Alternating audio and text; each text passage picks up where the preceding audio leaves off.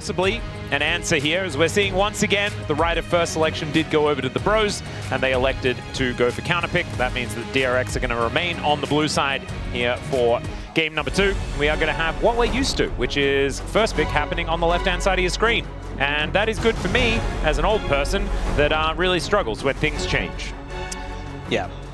Bit of normalcy. Yeah, there we go. Beautiful. Rumble, Malphite, and Jace probably all going to see bans once again. I think that there is probably some room to move with a couple of the mid lane picks, perhaps. Maybe we're going to open the Orianna Azir or something like that in this game, but we'll just have to see. I think Rumble is still definitely permaban status, and the Jace going to be the same thing despite the nerfs. Yeah, just the fact that we had both Malphite, Jace nerfed, and we're all talking about... Okay, I mean, okay, this is what I find interesting. Jace and Malphite both nerfed. We're like, oh, will we see them go through? Nope. Just staying perma-banned. Okay, fair enough. Varus, first draft, didn't get a look in until second rotation when it got banned. This time, we're just banning it outright. Okay, cool. Yeah. I wonder what that means as far as the first picks are concerned, because we may see Orianna Azir now traded once again. I think an Azir ban would make a lot of sense, because if they leave up the Orianna, UCal very, very happy on that champion. And instead, it's going to be one of them left up, and the answer is not there. Roma hasn't played Azir yet. And actually, I don't think UCal I don't think either of them have played Azir yet. So yeah, UCal has always been the Orianna side of the matchup, and instead they're going to take away the Nocturne to make sure that that Orianna pickup is not as scary. Yeah, I mean, he's always going to play it. That's just what's going to happen here. And there's still plenty of other ball carriers that he can elect to play. But there is the Orianna for UCal that he's loved so much. Wondering what Roma's going to play in this situation. He's going to play Azir. Okay, well, we'll see if he brings it out. Like I said, his most played, he's got 3 games. He had 3 games on Taliyah, Orianna, and Ryze. Obviously, Orianna's been picked. Ryze and Taliyah were out of the way already. And then just like a game on Syndra and Ziggs. So I feel like his champion pool hasn't really been tested. And this is his first best of 5. True. So, going to be interesting. Maybe he moves on to something else. Maybe it's not going to be the Azir this time around. But it's kind of always what happens, and so never mind. Okay, going to bring out the Azir. We'll see how he performs on it into UCal's Orianna, which has been his most preferred pick in the LCK Cup. Pairing up with the Jarvan, though, does put the Orianna in a comfortable position, and especially as DRX opted to ban that Corki, Ezreal's already gone. So, limiting options in terms of mobile AD carries you can get outside of that Cataclysm. Ambessa pretty powerful here, especially if you then lock in like Nico, for example, keep the Ambessa flexible, and that's what they're going to look at here. Yeah. Oh man, this is a scary draft already from DRX. Yeah, a lot of dive potential with this, and good setup for the Orianna. You know, we're talking about mobile AD carries sort of being thinned out a little bit. Applies to both sides in this situation. Casting looking to potentially go for the Gwen here. So Ambessa typically has been good matchup into Gwen, especially on the 1-item spike. But seeing, you know, Keen is an example of a player who's been doing very well in that matchup. Yep. A lot of people have been picking the Gwen into it. Gwen did get tapped by a few nerfs on this patch, I'm pretty sure. I think it was jungle changes only. Ah, okay, so never mind. I did see her on the list. Not necessarily. Yeah, it was monster damage cap. Yeah. So unless she's stealing jungle camps, not too big of an issue. All right, so not going to be happening this time around. The Aurora going to be taken away here though as the first ban to come through from the Bros. And now the Aphelios is going to be taken away. I was actually thinking that maybe Gio did want to jump on that champion, but not wanting to pair it alongside a Nico would make a fair bit of sense. I think if you can get your hands on a Lulu, feels a whole lot better. And so not electing to do that. There's now one last ban to come on through. Top lane champions probably likely, as the Ambessa likely to head towards the jungle. Willer, I think, very happy to play that one. So the Kennen will be taken away. They're really expecting this Ambessa to go jungle. Or, I mean, I guess another aspect is just trying to preserve your Gwen or force the Ambessa into top lane. Yeah. It's sort of like to guarantee the top lane matchup is best. That being said, Akali's still available. You could just put Akali top lane into the Gwen. And that matchup has, for a long time, been pretty good for the Akali. And around level 9, you can just solo kill the Gwen. And we've seen Gunblade Akali be very strong top lane. You know, Darren had that phenomenal game on it. So it also fits extremely well with what the composition wants to do. And with the jungle Ambessa and presumably an AD carry, you're going to have a decent damage profile. So perhaps something to look for. Well, this is Sivir, freshly off the nerf table as well. Yeah, was a slight nerf, so just armor growth and attack speed growth. Still think she'll be fine, but you're alright, did get toned down a little bit. I don't think the spell shield has a lot of value here, but her range not the most comfortable into this composition. But you have the Jarvan on your side, so it does make a fair bit of sense there. Gio going to be jumping on the Kai'Sa as, oh my god, Vi made it to last pick on blue side, ladies and gentlemen. Yeah. And the Ambessa will be heading towards that top side of the map. It is going to be the double speed up lane here with the Sivir Karma. So the Mantrid Inspire as well as on the hunt means we're going to be zipping around the map very, very quickly. But it does mean that the amount of engage that is on Bro is at about 0. A bit of Jarvan. We can give a bit of Jarvan. And they do have a donkey whistle, so I guess you can just press the run fast button and then they go in. I think for Bro, you know, punishing the Orianna early is definitely something you can do. Otherwise, you're kind of just disengaging, using the movement speed, trying to kill any targets that aggress on you. You do have like the Azir who can kind of hold his ground, the Sivir who can throw down those ricochets.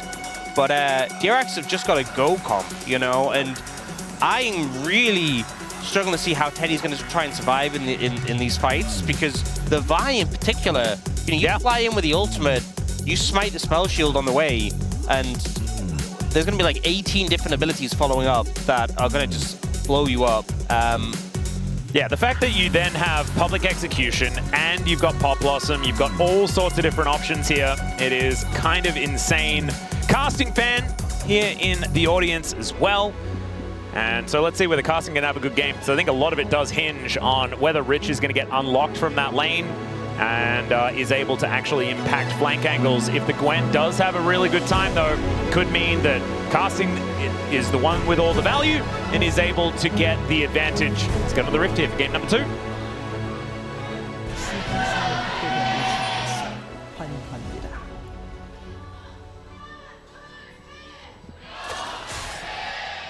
Wow, Commando Jarvan.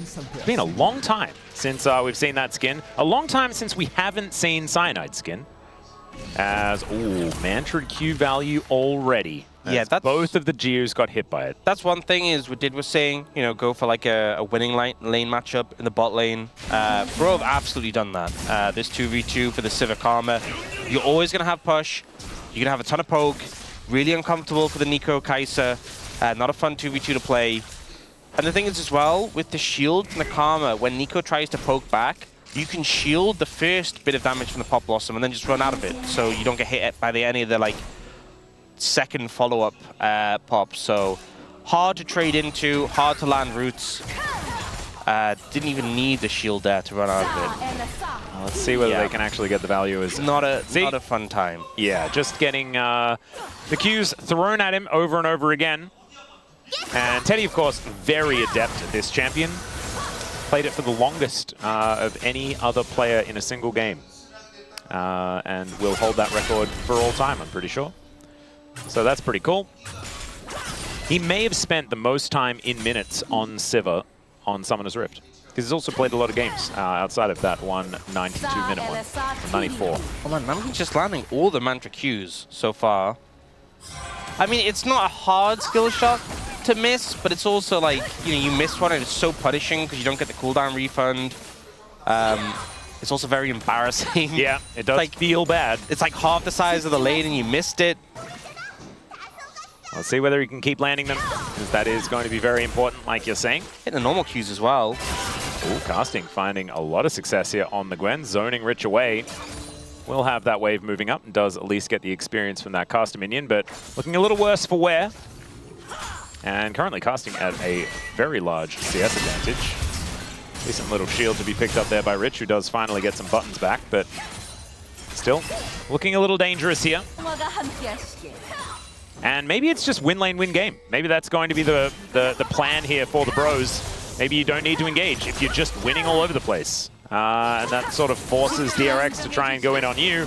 And then you do have a composition that does disengage and hold on to your opposition pretty comfortably.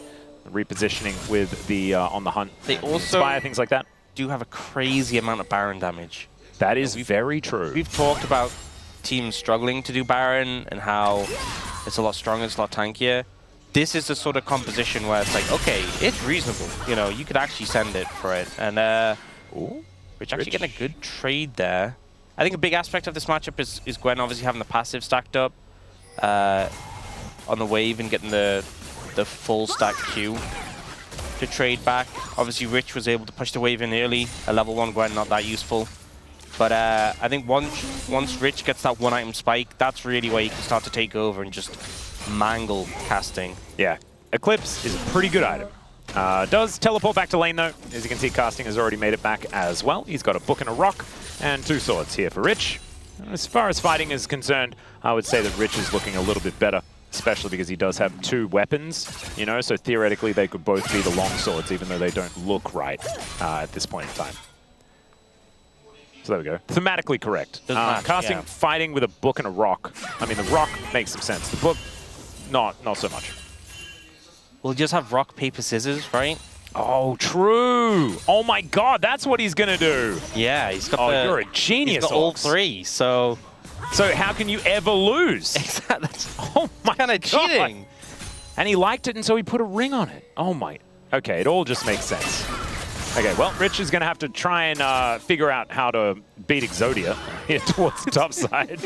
Casting's already put together in his item build. Oh man, it just works so well. Another Mantra Q going to connect, and the Boomerang Blade for the double bounce. Yeah, this lane is looking real difficult for Geo and Andal. A lot of these Kai'Sa lanes have been hard, and then Kai'Sa has just like found a couple of skirmishes later on, and then everything's fine. That's the thing, is that they're still keeping up in farm okay. They haven't lost that much tower damage yet. It's a little bit tricky to keep maintaining that tower health as the lane goes on. But so far, things are doing okay. Yeah. And, you know, you're still going to have cash back. If you're keeping up a farm, you're eventually going to become strong. And Shapesplitter has actually been very, very good at holding the wave as Teddy is relentlessly shoving it in, right? And yeah. So both of these AD carries also with Culls picked up, and so it's not going to be anyone getting that Cull advantage later on into the game. Right now you can see it's about a 200 gold lead here for the Bros as Roma looks for an angle. Shockwave comes down. There's the Emperor's Divide as well as Gideon looks for the knock-up onto Yukal as Willa just has no idea which direction he wants to go. Yukal just barely walking his way out. The flash has to be employed here by Roma as now Willa still very healthy. Flag and drag doesn't quite land there, but Willa is still having to get himself out, and Casting has first roam. So first blood over to the Bros. That felt like some complete indecision from Willa. Well, I was like, well, I just, that was what he was probably saying. Analysis paralysis right there on which way to go. Eventually made up his mind, but didn't really help out his mid laner that much. No, now has cease and desist, so that might help him because he like as soon as he makes the decision, he is going one way. Maybe that's what he was trying to do. He was like, cease, desist. Oh wait, I actually have to do things. Yeah, unfortunate. I can't just shout at them. Well, right now he is going to try and break some vaults. Instead, elects to just move away. Casting might be killable here, especially with the public execution already there. Hey, that minion's walking in a weird direction. Yeah. I'm a little suspicious. We should probably pause the game. The minion's broken. As we get a sad B here from Rich.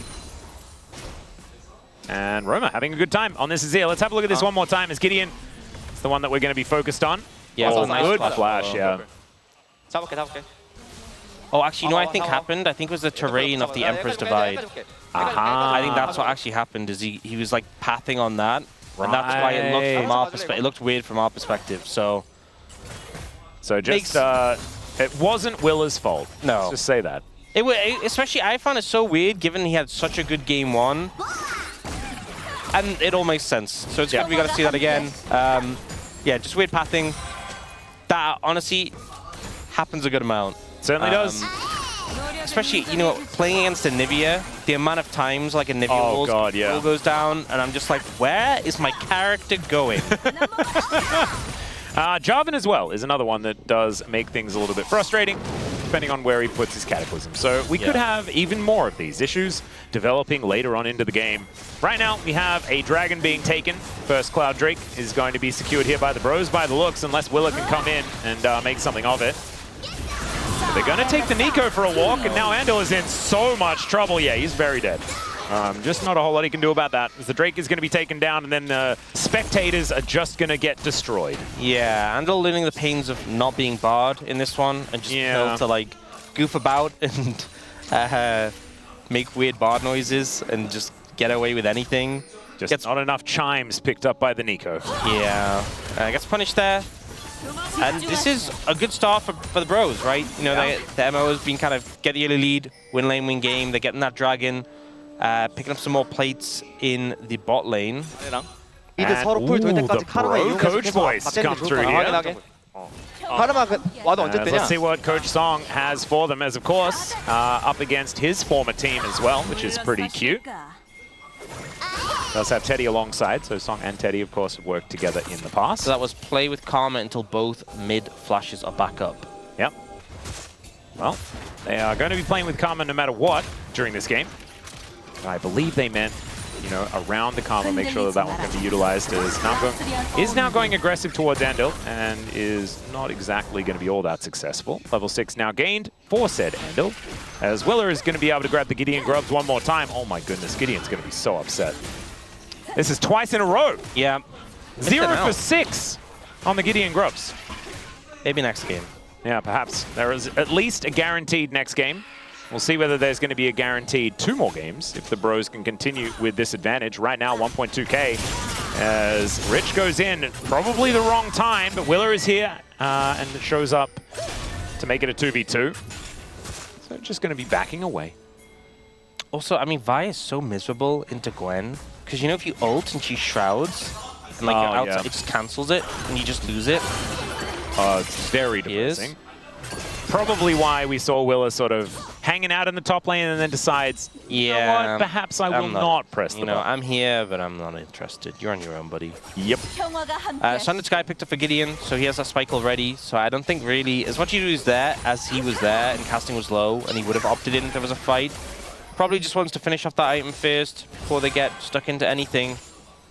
I think DRX probably wanting to force a man advantage in one of these fights. You know, Willa catches someone out, and then Gio can follow up with a Killer Instinct, something like that. Maybe some funny business from Andal could make something happen, but DRX do need to be the ones to make a play to get themselves back into this game. Rich has Eclipse. It's go time. Oh dear, there we go. Actually manages to hit that advantage first, the only one with a golden lead on his team. So Rich is going to be dangerous. Rich is feeling pretty rich right now. Yeah.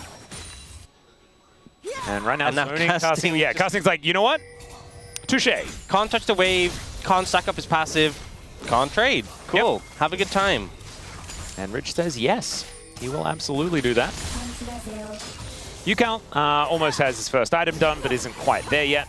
Does have boots too, though. That's his advantage over Roma, but Roma with that Nash's Tooth done, the Azir is going to be shoving effectively here in this one. Ju taking a lot of damage here, though, from that Mantra Q as well as the Boomerang Blade, as Teddy will be able to grab another plate. Finishes the quest at the same time as well. DRX have completed Riches, but Teddy is certainly the main character here for the Bros, if it isn't Roma. As Namgung just wants to make sure that this wave gets shoved, and Ju is continuing to take way too much damage here underneath this turret. I definitely think he has to reset. I would say so. Yeah, so just continuing the pressure and get a lot of value from this Sivir Karma in lane so far. You know, we saw Ju was able to keep it relatively close, but we see Teddy now starting to pull ahead. I mean, just have the gold from the quest as an additional factor, but picking up 3 plates, getting a bit of a CS lead. Well, casting does have the needlework available. Does have to move out of the mist, and that snip goes wide. Level 11 done here for Rich. So the public execution up an extra level. Going to be pretty scary, as Ju will make it back to lane. Yeah, also is looking a little bit better. Extra passive stats on the ult from Ambessa. Oh yeah, true. So, you know, even if you're not committing the ult, just that extra... It's armor pen and... Oh dear. Gideon is in position. As finally casting does hit that level 11 himself. Public execution comes down, but Gideon right here. That is going to be able to buy that space for casting to not die. So ults both traded on either side. As back to base goes Jiu, and Andal has to heal to make sure that he survives. Kraken Slayer is done here. 4 stacks left on this cull for Jiu. Yep. And yeah, it's armor pen and healing on just damage you deal to enemies with abilities. Well, there you go. So the fact that goes up as well with the level 11, even if you're not using your ult, it's just power in all your trades. Well, there it is. That 350 gold just popped for Jiu. So this Kaiser is going to be feeling good. Same thing to be said for Teddy, though, who is back in lane, only needs a couple of creeps. And that cull is going to cash in as well. Unless that stacks on the refillable. Is that stacks on the refillable? Where is that number coming from? It is. That's refillable, yeah. It is. So Cole's both stacked. His has been done for a little bit. So both teams setting up for this dragon now. Would be second for the bros. And Andal chunked that a little bit. Ooh, this one might be tricky to contest. I'm going to need you to be at full attention, okay? I'm really trying. Because I have a bad feeling. Oh no. Yeah, I know. It's all right. As long as you're paying attention, we won't blame you if it does inevitably just be another Chemtech Soul. I know you, Max. She still will. Yeah, probably will. As Yukal just trying to do some zoning here. Maybe if this Drake never gets taken, we won't need to worry about it. Yeah, honestly, that's the best case scenario. Yep. Namgo is going to throw down the Shurelias. A lot of movement speed buffs here for the bros. As Willow will be able to clear out this ward eventually. Shockwave connects onto just Roma, just to try and push him out of lane. Honestly, kind of low value. He has TP as well if he really wanted to get his health back. Yeah. And it is going to be Yukal going back as well. And so he should be able to finish his first item, but I just don't know whether that was necessarily worth it. Yeah, Blackfire Torch is He also now has done. the empowered recall, so he just did the empowered recall and TP's back, so... What does it mean? It means the shockwave is down if they're going to start this dragon right now. I mean, the cooldown's not crazy long, but yeah, not the highest value. And now they are starting dragon, so no shockwave for the dragon. Yeah. Well, Gideon is just on this. Willer is rotating over, though, and Andal is in a pretty good position. Pop Blossom just started here, but in goes Gideon. That's just going to be his go button flash out from Yukal as Teddy takes down this Nico. Public execution is great, though, as Rich gets into a good spot, but Kasi will catch up to this Vi and take him down. No junglers on the map, but bros are all over this Drake, and will still be able to secure it. And what's our soul? 26 out of 16. Wow, they were really making us win. I knew it. Like, I knew it, man. And Ox, wait. Where were you looking? You're looking on the floor? You're looking on the floor? I looked away in shame. Oh, come on, man. Oh, God. I was sure that you'd be paying attention. There's a replay. You can take us through it. Yeah, I mean, didn't manage to connect with huge value for the Nico ult. The turnaround came in from the bros. And honestly, even though DRX have this sort of point-and-click engage composition with things like the Vi, things like the Orianna to follow up, it just felt like they didn't really have the setup to go for it. And especially the Shockwave not being there is a big hit. Yeah. Well, at least it's only a Chemtech Soul, so might be okay. DRX have started off this Rift Herald, but there is a Gideon in the area. No flash, though, and with Rich rotating down, he has an 800 gold lead. He is very scary. And so they are not going to contest. Still the bros with a decent advantage, the tune of about 1.5k. And, ooh, they're going to take Andal for a walk once again. Shapesplitter comes through, but he doesn't manage to land the snare. The Blooming Burst is just going to be enough to get them out of there, though, as now Willa to move over towards casting. Cease and desist isn't up, but they should be able to just guarantee this turret, as Willer is just going to be fighting this Gwen wherever he can. Needlework comes out, and that is going to be enough for them as Yukal coming on over. Andal is just dead as the Cataclysm comes down. Pop Blossom going to do nothing at all. Shockwave picks up 2 of them, but Yukal is still going to go to the Death Chamber, and DRX are just being led around the map, and the pros are telling them where to go. Yeah, just see champion, kill champion. They're just walking around, taking objectives, taking structures, and DRX feel kind of lost right now. So different from the game 1 we had in this series. Yeah. We're fishing for something here. Well, looks like Romer is just going to be able to get himself out, shifts the sands, and he's going to be A-OK. There's such a deficit right now in this game, and I feel like for this comp to work, you have to just be able to just pin down targets and take them out. You have to be able to find the big engages. We just haven't seen that. All right, checking out some coach voice here. Is Joker going to need to be as inspiring as possible? Just trying to work out exactly where to play around. And saying to focus on the Herald, so they do manage to take that one down. But we're going to check out this replay here as Gideon, he spots a target. He says, you know what? I'm just going to kill Andal first, and then immediately follow up onto Yukao. Yep, and also commands his Azir to take the kill. Pretty impressive stuff here by the bros. Wait, who left? Is that the... they used all their coach voice, so now they don't need to be in the booth, and so they can just watch the rest of the game. That means the DRX not going to be able to use their most important tool. Yeah, demonstrated. Honestly, they're not in a great spot from here, so some extra coach voices probably would have been nice. Yeah, Joker's like, you're on your own, boys. Figure it out. Well, I mean, every game's throwable, you know? Yeah. Or wait, should I say the more positive? Every game is comebackable. Comebackable. It's a great word. Yeah. Is it a real word? We don't care. It absolutely is. Okay. Coined professionally in the League of Legends ecosystem. 100%.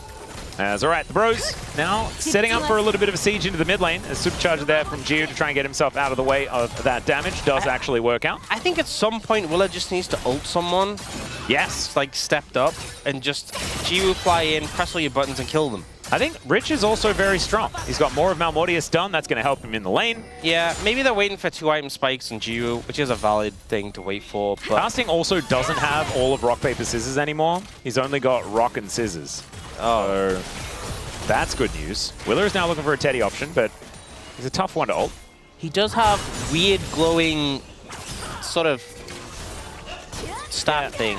Yeah, I just don't know whether there's any paper in there. Yeah, but it seems, you know, it if was I was technically built out of a book. If you were on a schoolyard and we were playing rock, paper, scissors and someone whipped one of those out, you know, I'd be like, what the hell? Yeah, it's like we're playing rock, paper, scissors and you're making a rift. Yeah. What the heck does that even mean? Like, what kind of school are you at? Is it Hogwarts?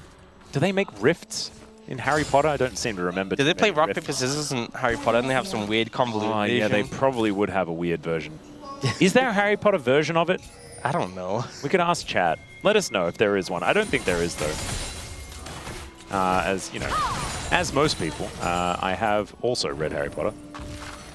Still, the bros, even without the full rock, paper, scissors, they've got a stick as well. I mean, casting's got a lot of things, okay? Gadgets.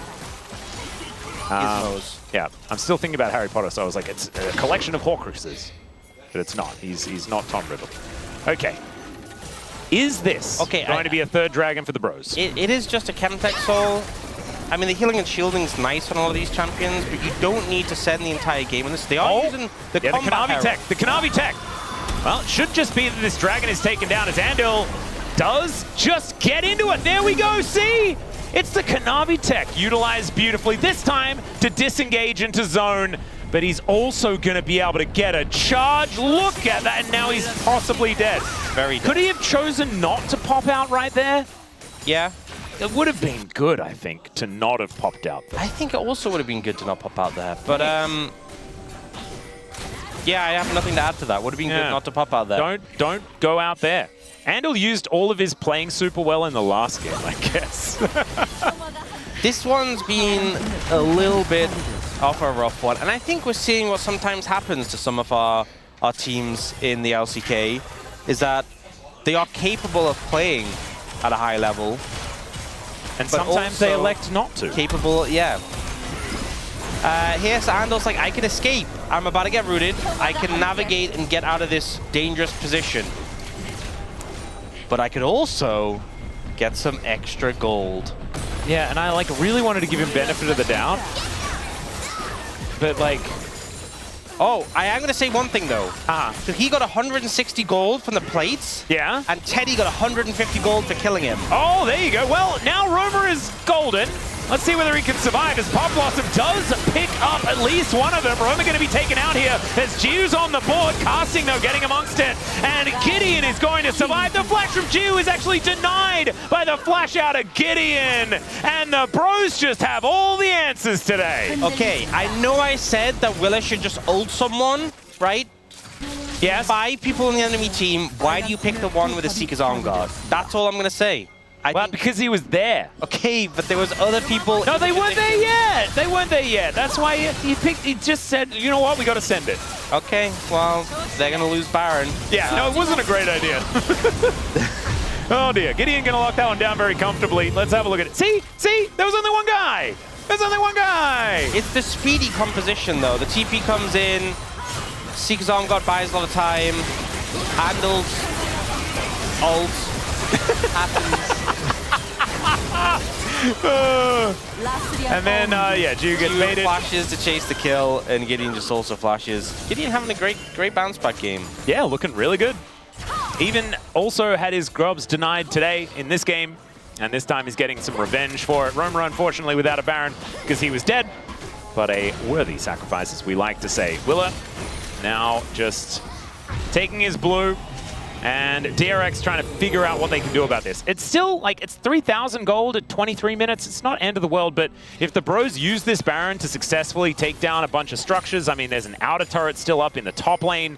This could really be the ballooning moment of the advantage here for the Bros. My concern is that your composition for DRX is all about, like, diving in, killing targets, blowing people up, but there is 3 very strong carries on the enemy team.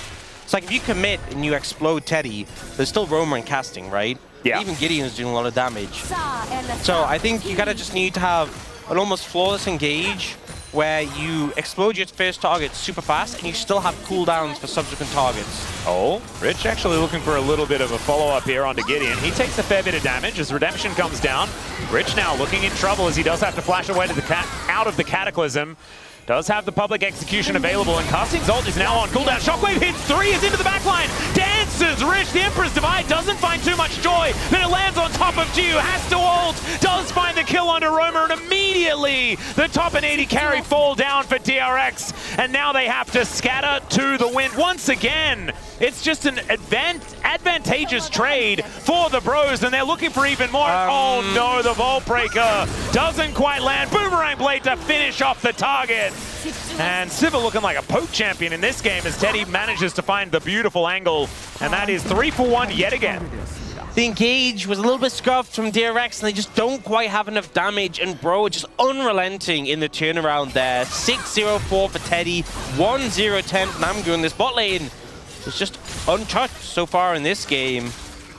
And right now, huge lead at this point. We'll see it coming in. So initially the engage comes out from the Bros, but Gideon's not being super committal. Then we end up catching out with a Shockwave. They manage to get onto the Azir, but he doesn't end up dying, and then they're trying to split targets. Roma is still alive for such a long time, and Teddy doesn't even take that much damage. You know, they're trying to split focus because they know if we commit everything onto the Azir, Teddy's still a threat. But in the end, they take a long time to kill the Azir, and Teddy is basically full HP.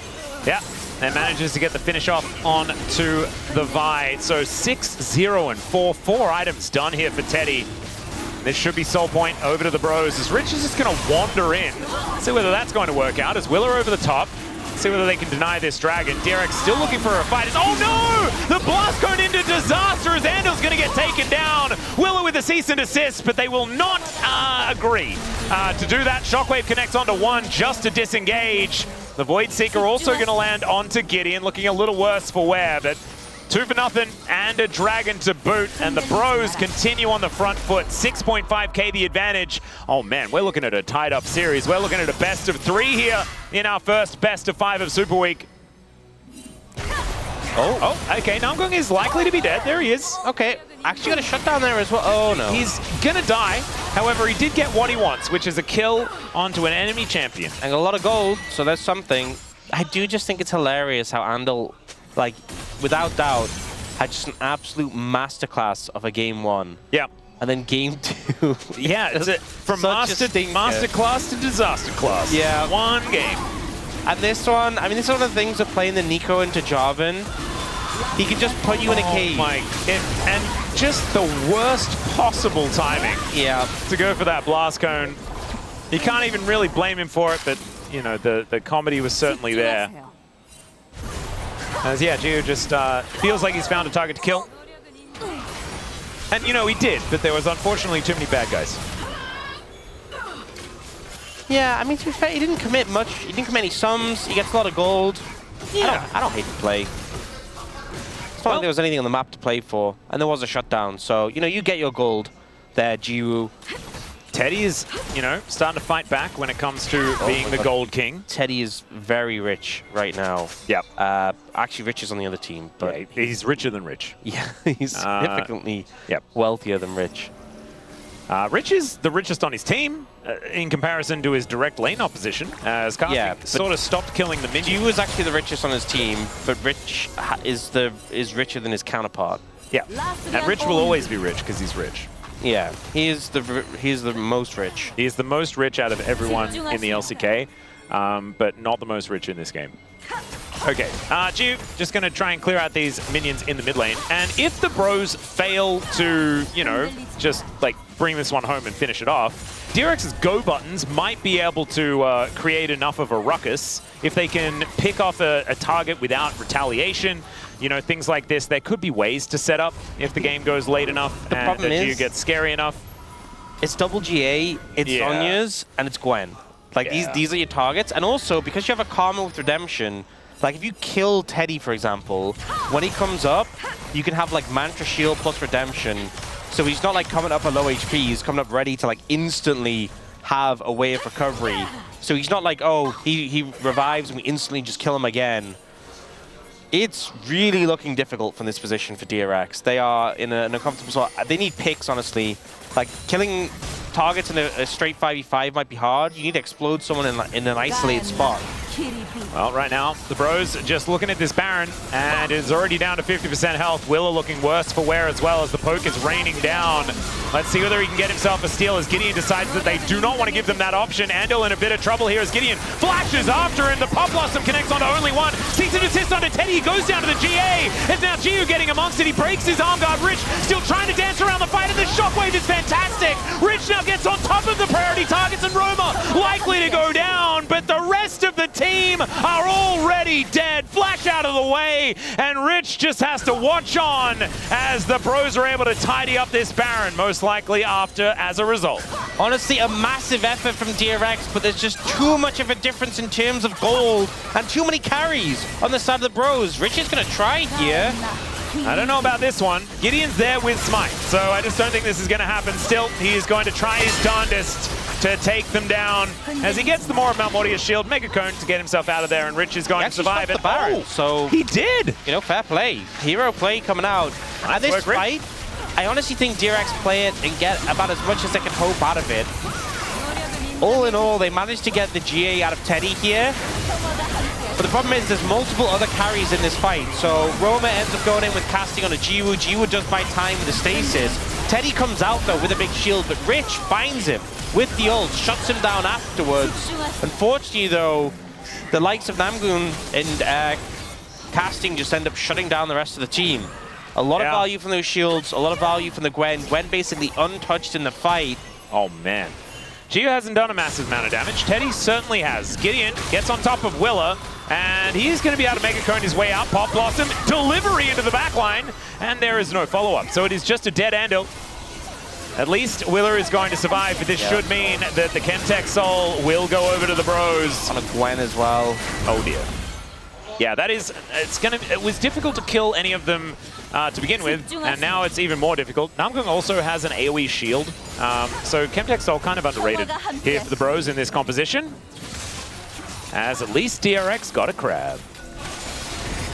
Now they're probably going to lose Baron, as the bros, they know that Andal is dead for another 3 seconds. He's not going to be here. It's a 4v5 as Yukao now finding himself in an uncomfortable spot. Voidseeker is going to connect onto casting as Rich just trying to dance his way out.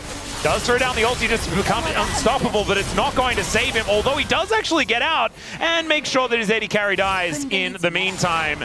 Gideon now just flags, drags, gets himself out, and they should be able to block Willa as well, who's in a weird position on the map. And now Yukal is just going to get run down by a job, and Shockwave does absolutely nothing, and Willer is very dead. Teddy able to solo him out there towards the top side of the map, and DRX are just falling apart at the seams. This game was already real difficult, but now I think it's over. Yep, they were looking for desperate plays. You saw there, Willer was trying to find a flank angle to look for the steal. Teddy found him and just ulted him down. Gideon is just destroying people. Solo killed Yukal there, I think. 6-1 and 16. Yeah, to be fair, I will say, right, please, on Jarvan, kind of easy to get assists with the flag, right? True, it gives him attack speed buff, but he has been having a great game. It means he's been around. Yeah. You know, that's the main thing. He has been around. He has been having a great game. Man, imagine if it was an even game state. That could have been a game-losing play by Roma. Yeah. He knew they had just enough damage to kill him before anything happened. Yep. And here, Rich trying to get away, using everything he can to just disengage from this situation. But Gio ends up stepping up and then just gets one shot. He is not allowed to be there. Yeah, he is not that tanky. And yeah, sometimes you're just in the wrong spot. The Cataclysm when the Shockwave comes in, they just dunk. Oh man. Unfortunate. Rich is level 19. He's very close to level 20, actually. Is casting quite far away from that point. Oh, and on the damage taken. Oh, man! You were not much behind, though, honestly. Okay, we were doubting his performance. That is incredible amounts of damage taken for him. I love how Rich has less damage taken than Andal and Jiwoo. Like, you think of Rich as being able to just bear the brunt of so many attacks. No, it's the bot lane. Yeah. I'm going to put that in the comms column for DRX. I don't think that is where you want your damage taken numbers to be. But Rich does at least have, 3 items. That level 20 is getting closer and closer. He's now level 20. There it is. There you go. All right, Andal is now going to take a walk as a melee minion. Let's see whether they can find it as Willer gets into that backline. Looks for Teddy. There's a killer instinct. The avoidance of the wall is pretty good here by Jiu. Does find himself going golden. Shockwave does absolutely nothing as finally Teddy goes down. But the 80 carries are traded, and there are still way more carries here on DRX. And once again, Rich is the last man standing. And if he had have tried to fight, I think he wouldn't have been standing for very long. And so the Bros just going to march these minions towards this inhibitor and probably towards the Nexus. As the flag teleport comes through from Roma, he's got a really cool hat, the sorting hat perhaps, to keep the Harry Potter theme going here towards the end of this game. As the Bros, they're going to tie up the series. We've got at least 4 games in our first best of 5 of Super Week, and that is exactly what we wanted to see. We can bro and brew just that little bit more. I think we got a little demonstration of exactly what DRX's composition wanted to do in that last fight. It just would have helped them win 12,000 gold down. Yeah.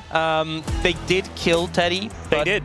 They didn't have any gasser left in the tank to kill everyone else. And it just kind of felt like that was the story of the fights in this game. Fell behind and just couldn't bail themselves out. We've had 2 pretty one-sided games so far in this series, kind of showing that both teams, if they get the ball rolling, if they play the win cons, can be quite decisive. I think that's the big thing, is that, haven't really made missteps. We've seen a lot of games in the LCK Cup so far where teams get a lead, throw it away. We've talked about goal leads being meaningless at times. 이 라인에 밀 거야, 얘들아. 아래 벽에부터 살게. 얘네 이제 바텀 지르러 간다. 살 봐줄게. 밀자, 그냥. 밀어. 얘네 오른쪽 3명. 밀어. 한 대. 지른다. 맞아. 많이 입어 얘네. 많이 입어. 뒤에 더 봐줄래? 가자. 봐줄게, 카이사. 안 뺏어. 끝났어. 안 뺏어. 얘들아, 끝내자. 발사를. 바텀 와. 라인 할게. 뭐 알아서 끝내봐. 라인 있어 그냥. 이거 그냥 두 라인으로 끝내면 돼, 바텀 와.